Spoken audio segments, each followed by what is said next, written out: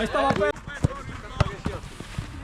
kun sä suhteellisen hitaan jalka tulee, niin sit tapahtuukin nopeasti. Kiva! Etu keskeltä! Hyvä!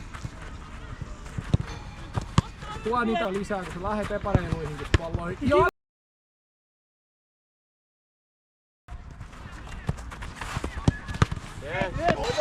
Oja laita! Etu keskeltä! Lähelle! Aikaa tohon, mut oli hyvä!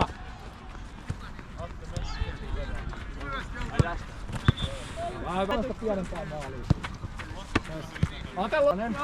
Nyt eihän silloin niin voitakaan mitään mahtia. Ja Pekka! Ja Dani. Loistava ja oikee päätös. Minä! Pian tatsiin, niin sun täytyy olla sit lähempää. Hyvä. Laita! Peliasenta niin huono. Lahte! Nyt oli mun mielestä munaskut aika lailla sikalle. Niin no, se kotlettu. Näissä hetkissä vaikea. Kiva! Keronen, mene noissa laukauksissa lujempaa sitä palloa kohti, niin saat pelinomaisemman tilanteen. Tosi harvoin on niin paljon tää huonommastakin. Taas just ne kosketukset.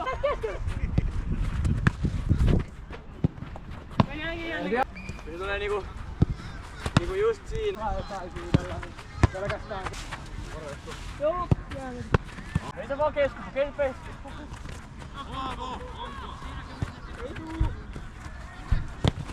Aatte, tossa se teitä.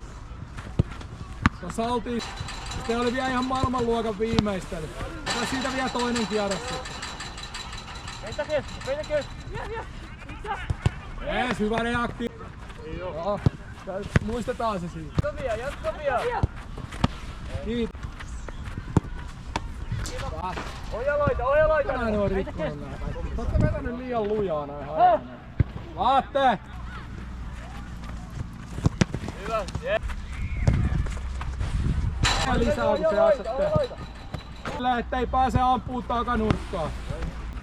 Mun mielestä se oli hyvä, kun mä kattelin tänään niitä videolta niitä. Nyt näes siitä! Puolustaja oli lähellä.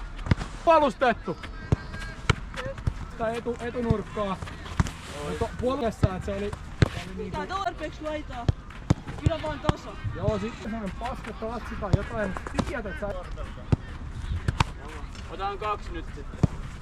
Loistava Dani etunurkkaa rohkeemmin. Mut kanssa pitää tiedostaa. Mä viitin heittää sinne, kun mulla on pallo. Sen päälle. Hyvä Dani. Oi vasen! Auke! Onks tää meidän? Ala! Hyvä Dani.